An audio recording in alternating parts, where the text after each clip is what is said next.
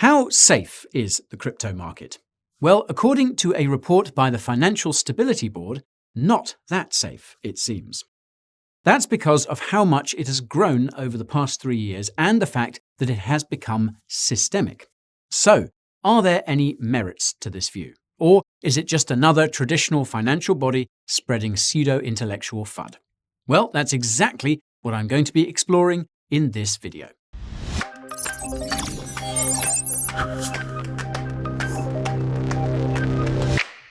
I don't know who you are. I don't know what you want. If you're looking for financial advice, I can tell you that I don't have the authority to give it to you. But what I do have is a very particular set of skills that I've acquired over the course of several years in crypto. Skills that make these videos entertaining and educational only. If you subscribe to the channel and ping the notification bell, that'll be the end of it. I'll keep making these videos, and you can keep watching them. But if you don't, I will look for you. I will find you. And I will talk to you about crypto. Oh my god, are you that guy from YouTube who talks about cryptocurrency? Before I dig into the report, it's worth noting who or what the Financial Stability Board, or FSB, is. That should help inform our decision about whether there could be any biases. So, the FSB is an international body that makes recommendations about the global financial system. According to the mandate on its website, it promotes financial stability by, quote, coordinating national financial authorities and international standard-setting bodies as they work towards developing strong regulatory, supervisory, and other financial sector policies. The ex-US Treasury Secretary, Tim Geithner, has called the FSB a fourth pillar of global economic governance. It works alongside the IMF, World Bank, and the World Trade Organization. The FSB is also hosted and funded by the Bank of International Settlements, or BIS. For those who don't know what this is, it's essentially the bank for all central bankers. I have previously covered a similar crypto report that the BIS produced, and I'll leave a link to my video on it in the description for you to watch later. So, given these affiliations, it's fair to say that the FSB wouldn't view cryptocurrencies as favourably as it would the traditional financial system. Nevertheless, its report is worth covering, as it's important to see how global regulators view cryptocurrency, especially through the lens of financial stability. Okay, so now we know who we're dealing with. The report is entitled, quote, Assessment of Risks to Financial Stability from Crypto Assets. It's broken up into sections that look at crypto risk, stablecoin risk, and DeFi. So, let's dive right in. The first section here talks about the potential exposures that there could be to the broader financial system from crypto. The main question here is, could contagion and volatility in the crypto markets spill over into the broader financial system? This is particularly in the context of the unregulated crypto derivative markets. Now, the report's authors raise a good point here, in that a lot of the derivative trading of these assets is taking place on offshore exchanges. There are no regulations in place in terms of any sort of buffers or leverage limits. As we've seen on numerous occasions, these derivative markets have exacerbated general crypto market volatility. Feel free to watch my video on the matter, which I have linked to below. The institutional adoption of these futures instruments has also taken off over the past year. This is either by those funds that have decided to invest in crypto futures directly, or by the ETFs and index funds that have to rely on Bitcoin futures. However, while we view this institutional adoption as a positive for the markets, the FSB thinks that this could pose a larger risk. According to the report, it could, quote, heighten the risk of spillovers to core markets, for example, if investors need to sell other assets to meet margin calls on their crypto asset positions. This is a further risk that they raise just below when they talk about the balance sheets of these financial institutions. They fear that the more exposure banks and other financial institutions have to the crypto market, the more likely we could see a subprime-like meltdown in the event of falls in the market. Now, there may be grains of truth here. If these institutions have so much exposure to cryptocurrency that it could affect their solvency, then a catastrophic fall in prices could lead them to sell other assets. If these assets were liquid like stocks, then it could impact the broader market. However, I think that these fears are a little overblown. Firstly, drawing comparisons to the subprime market is disingenuous. Trying to compare the size and scope of the subprime mortgage sector in 2008 to the size of the crypto market today is quite a stretch. No one thought that AAA collateralized mortgage debt was risky. That's why the banks were so willing to warehouse them and create synthetic instruments. There was no issue leveraging these bonds to the hilt because everyone thought they would go up. In the case of crypto, everyone knows that it is risky and volatile. This is one of its defining characteristics. It is inconceivable that a financial institution's exposure could ever approach the levels that we saw back in 2008 with subprime debt. Then, when it comes to the institutional adoption of the futures-backed ETFs, we can blame that on the SEC. This is because, for whatever reason, it is not approving spot ETFs. This leaves these funds with no other options apart from using these futures instruments. More about that in the description. However, I think that it's more than likely we'll see a spot ETF this year, and when that happens, it will mean less reliance on futures instruments to get exposure to Bitcoin prices. Anywho, that was the first section. The next section over here is on wealth effects, but it doesn't really explain how crypto is a risk to the broader financial sector, if I'm honest. Yes, the more people tie their wealth into the market, the more they could lose. But this has nothing to do with crypto specifically. It's more a question of diversification. However, it's the section after that which is particularly interesting. This is titled the confidence effect. What the authors are trying to highlight here is that there's been a lot of investment in crypto assets by retail investors. For example, they mention that 16% of Americans, 12% of Russians, 7% of South Africans, and 6% of Britons have used crypto assets. However, despite this adoption, these retail investors tend to have a much lower level of knowledge and understanding of cryptocurrency. They cite stats of investors with very low knowledge of crypto as being 60% of prospective investors in the US and 58% in the UK. There are a bunch of other stats that they mention there which point to the general lack of investor education and awareness when it comes to cryptocurrencies. Then they take us through all of the safeguards that cryptocurrency lacks from a consumer protection perspective. Things like fraud, misuse of data, project failure, asset theft. They also mention the fact that in some cases, these digital assets can become immediately frozen and inaccessible to the users. Well, that's actually an excellent point. It's not like bank accounts can be frozen at will, is it? I digress. Now, the reason why the researchers think that this is relevant is because the more that retail investors have exposure to an asset they don't understand, the more likely they are to overextend themselves. And the more likely they are to sell in the event of market stress in these assets. They state that, quote, this evidence suggests that any abrupt decrease in the value of crypto assets, including that stemming from an operational incident, might result in a sharp loss of confidence by investors. Now, I will admit that they do have a point here when it comes to investor education. A great deal of those new to the space have very little understanding of crypto assets. But it's important to understand that the lack of protection with crypto is often a feature, not a flaw.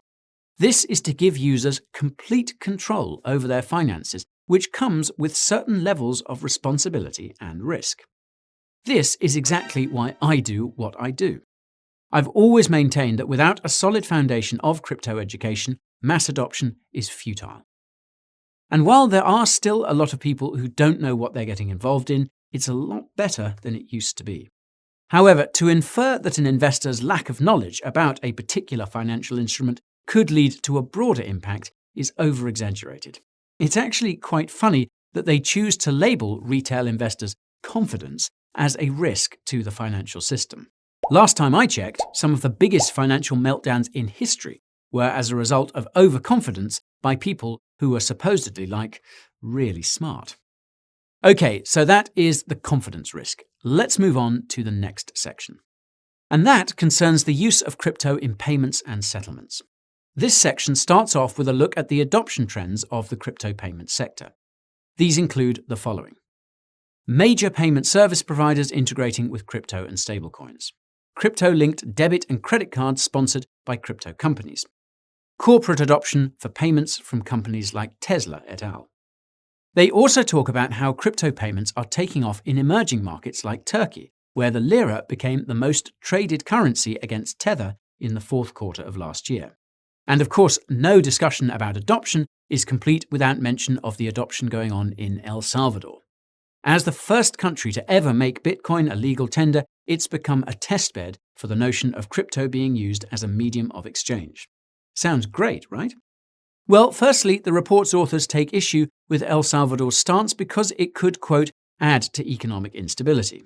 They reference a blog post by someone at the IMF, which argues that crypto assets as a national currency are a step too far. They also refer to a link to an executive board press release that details the same FUD about the adoption, including financial stability, consumer protection, and contingent liabilities. Now, while El Salvador's Bitcoin experiment hasn't been plain sailing, I don't seem to think that the economic status quo that the IMF has been upholding has helped the country one bit. One that makes El Salvador dependent on the US dollar and a slave to US monetary policy. But I suppose one of the biggest issues that the authors have with crypto being used as a medium of exchange is the impact that these transactions could have on the environment. This is a constant criticism that we've seen especially with proof-of-work cryptocurrencies. They try to make the point clearer with the charts over here. As you can see, the global share of energy production of Bitcoin as compared to various countries. Apart from the risks to the environment, the authors also think that this places proof-of-work cryptocurrencies like Bitcoin at risk from changes in climate policy. For example, if countries were to ban energy-intensive mining, quote, investments in such crypto assets could become stranded. So they exacerbate climate transition risk in financial institutions' balance sheets. Now, this energy use narrative is something that I've talked about ad nauseum on this channel. There are merits to it, especially from the angle of energy risk, and feel free to watch my video on that in the description. However, it's unrealistic for the authors to claim that individual government actions could have any impact on the long-term value of the Bitcoin network. Let's not forget what happened last year. China, which controlled over 60% of mining hash rate, effectively banned crypto mining overnight. What happened? Well, the immediate result was a collapse in hash rate, but as these miners moved to other jurisdictions, the hash rate started to pick up again. It's an amazingly resilient network, so much so that as I record this video, Bitcoin's hash rate is near its all-time high. Okay, so those are the concerns that the FSB has with traditional crypto assets. However, the next section looks at similar risks, but through the lens of stablecoins, and it's here where the concerns appear a bit more justified. When it comes to financial sector exposure of stablecoins, it's no surprise that the report hones in on the reserves that are backing up these stablecoins. And it goes without saying that the main stablecoin it's looking at is Tether's USDT. Apart from not being subject to a consistent set of standards for stablecoins, you also have very little clarity of exactly what Tether's reserves are composed of. The large amount of commercial paper on its books is a risk, mainly because there's no knowledge as to who issued it. There were even rumours last year that Tether could hold debt of companies such as Evergrande. More about that in the description. Now, a major part of the issue here is that Tether has never really done a full audit of its reserves. It's only done what are called attestations. Now, one of the main risks the report's authors see with this is the impact of a run on redemptions for those stablecoins. If large numbers of people suddenly want to redeem their stablecoins for US dollars, the issuers of these stablecoins will have to sell some of the assets that they have in their reserves to meet their obligations. The argument that the authors are making is that this could have a broader impact on other assets when or if such a fire sale occurs. I think that these fears are overblown, at least as it pertains to USDC and Paxos. That's because their reserves are held in highly liquid securities. In the case of Paxos, it's almost all cash, so there'd be no need to sell anything. In the case of USDC, it's cash and short-dated government securities. These are some of the most liquid assets in the world, so a fire sale of Circle's holdings will have almost zero impact on the broader market. When it comes to Tether, it doesn't disclose exactly which companies are behind the commercial paper or which banks issued the certificates of deposits. However, it does show that the bulk of these assets are either A2 or A1 rated. Without knowing the exact names of the issuers, it's hard to make a determination as to how much Tether holds and how much of an impact a fire sale of these assets will have on the price of other outstanding securities. However, even if it did impact on the price of the commercial paper being sold, it would be unrealistic to assume that this would lead to a broader contagion in the paper market. The commercial paper market is worth $1.1 trillion, so Tether's share of that is less than 2%. Okay, so that's stablecoin reserves. The next concern the authors have is around confidence in these stablecoin assets, and this is perhaps a bit more concerning. Part of the reason why everyone is so happy to use stablecoins as a de facto fiat equivalent is because they have confidence that they're fully backed and hence able to be redeemed upon request. This confidence is what keeps the peg at $1. It's also this confidence that allows stablecoins to make up 75% of all trading activity on exchanges. In fact, in the case of Tether, daily turnover is much higher than that of Bitcoin and Ethereum combined. You can see that in the chart over here. They've also overlaid the daily trading volume of the S&P 500 there. So it goes without saying that these stablecoins are pivotal to the global liquidity of cryptocurrency markets. The authors state that if there is ever a collapse in the confidence of the assets that are backing these stablecoins, there could be contagion. No one would want to hold the stablecoin in question, and this would lead to a collapse in trading of that stablecoin pair. And given that it makes up 75% of all crypto trading volume, all of those trading pairs that involve stablecoins will collapse. This could cause the crypto market to seize up. Now, whether this crisis of confidence really happens depends on whether there is ever a doubt that the issuer can meet redemptions. In the case of Circle and Paxos, these are US-regulated entities with full auditor attestations. They hold the assets in question, and there should be no question as to their ability to redeem. When it comes to Tether, its auditors have also issued attestations, and these show that it's fully backed. Of course, the questions around that commercial paper and CDs will always swirl. It's certainly not as clear-cut as cash or treasuries. If it is ever revealed that these assets are not worth the stated amount, it would lead to a crisis of confidence in the actual integrity of the $1 peg. Of course, if Tether was ever to transition to a similar treasury policy like Circle or Paxos, there would be a lot less uncertainty. Just saying. Anyhow, the next concern the report's authors have is with DeFi. This section starts with a broad overview of exactly what DeFi is and the functions that it performs. I'm going to assume that you folks are pretty well versed in your DeFinomics, so I'm going to skip that. However, the author's view on the risks posed by this is particularly interesting. Firstly, they take aim at the unregulated nature of the protocols. More specifically, the decentralized governance structures of these protocols makes them difficult to effectively rein in. It's challenging for the authorities to identify an entity or individual accountable for meeting regulatory obligations. They go on to say that in the extreme case, where a protocol is completely decentralized, quote, there may be no single person or entity that could be held responsible for the functioning of the protocol. Now, the first thing that I'll say about this is that that is a feature and not a bug. The very reason that DeFi is appealing is because its decentralized governance structures allow all of us to have a stake and a say in its evolution. Another concern that they bring up about DeFi is, of course, the lack of KYC or Know Your Customer procedures with these protocols. Again, a feature and not a bug. Just because someone doesn't want their name attached to a wallet doesn't mean they have something to hide. In fact, there are also a number of cryptocurrency projects that are looking to introduce decentralized identity to wallets that will be verifiable but also secure. There does not have to be a one-size-fits-all approach to KYC. Now, moving on from this, the authors talk about the risks presented by the sheer size of the DeFi sector. More specifically, with a TVL of over $100 billion in December of last year, DeFi commanded well over the $35 billion that was raised by ICOs in 2016 to 2019. The point being that the sheer amount of money involved here means that there is a lot to lose when things go wrong in the form of hacks, etc. In fact, as of September last year, DeFi hacks made up over 75% of the $481 million of crypto assets stolen. This is a fair point. DeFi hacks are a common occurrence, and they do pose a considerable risk to those who have invested in them.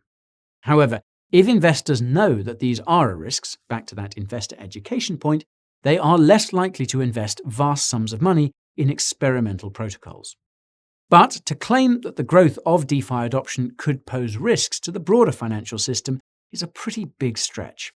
DeFi is successful exactly because it is a parallel financial system that's isolated from TradFi antics. So that's DeFi risk. Time to move on to the final concern that these chaps have. They've called this section data gaps, where they claim that they can't quantify the risks from crypto because of a lack of, quote, transparent, consistent, and trusted data on crypto asset markets and their linkages with the core financial system. And they claim that this is because these assets and markets fall outside of the existing regulatory and supervisory parameters. They also state that although all information is publicly available on the blockchain, it's difficult to get a full picture of the transaction data, especially as it pertains to those that occur off-chain. This, quote, limits the amount of insight that can be gained with regard to the crypto asset market structure and functioning. Beyond this, the nature of the pseudonymous design means that it's hard to gain any insights into the entities that are operating in the crypto space and how they are connected. There's no oversight as to where they're located, and hence how policy can best be designed to enforce it. They also point to the fact that although there is a great deal of public data available, sources will differ when it comes to methodologies employed, data coverage, etc., etc. So, the underlying argument that they're trying to make is that, due to these gaps in the data, they are unable to calculate the true scale of financial markets exposure to the crypto market. Well, it's a fair point. It's hard to draw definitive conclusions between the two when you don't have all the data on those individuals who operate in the crypto space. But tools are becoming more efficient at doing this. Companies that specialize in blockchain auditing have some of the most advanced software out there. I talked about this in greater detail in my video about blockchain tracking firms. But the fact that you don't have all the data on the underlying linkages between the two markets doesn't mean that it's an inherent risk. I guess that's an issue that I have with the whole report in general. It makes a lot of assumptions about potential risks without providing concomitant data. It assumes the worst-case scenario. Moreover, it appears that the authors are trying to use these data gaps as a precursor to implementing regulations that seek to collect said data, KYC, for example. So yes, there are data gaps. Cryptocurrency is an open network that was designed with privacy and permissionless finance in mind. Those are its primary features, and we should not seek to limit this because we lack all the data. Time to wrap this up with a few final thoughts. I've read a lot of reports from organizations that attempt to smear cryptocurrencies. This does not appear to be one of those. It highlights some of the advantages of these assets and seems to have a good grasp of the nature of the market. I'll also say that some of the risks the authors mention are warranted and are worth paying attention to. Lack of investor education in the space is upsetting. Stablecoin overconfidence is concerning. DeFi vulnerabilities and hacks are troubling. These are all well-known risks in the crypto space. However, to infer that these risks pose a threat to the broader financial system is disingenuous. By the authors' own admissions, they lack the data to make that sort of connection. It's all conjecture and assumption. And given that this is, after all, an entity that informs regulators, it's pretty obvious what narrative it's trying to drive. There are these risks that we cannot really quantify, and hence you need to regulate it so that we can get the data to fully quantify it. Now, may I remind you that the biggest financial meltdowns in history happened in the traditional financial market, a market where participants are known and data is fully available.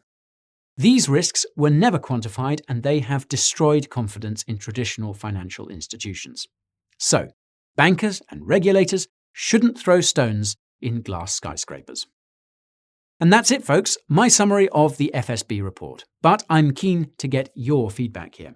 Do you agree with any of the concerns raised? Any other crypto risks that need to be addressed? I'd love to know in the comments below. Oh yes, I also have to let you in on a little secret. The content that you guys are watching here is merely the tip of the crypto education iceberg. I share all the rest on my other social channels. These include my Insider Telegram channel with regular daily market analysis, my Twitter with news and channel updates, TikTok and Insta for behind the scenes and memes, and finally, my email newsletter. That's one you can't afford to miss and includes my once-weekly view on everything from the hottest coins to exciting trends. I also share a breakdown of my personal portfolio here. Now, the only official links to those are in my dedicated socials page right there at the top of the description box. Oh, and one more thing. If you're looking for the best crypto deals and promos on the market, then you have to check out my deals page. All that of which you seek is below in the description. And finally, if you guys found this video insightful, then help YouTube help me help you. Turn that like button blue and don't forget to subscribe. Ping that bell as well for good measure. Now, I have an exciting pipeline of videos that you won't want to miss. But for now, time to say goodbye as this crypto guy's gotta fly.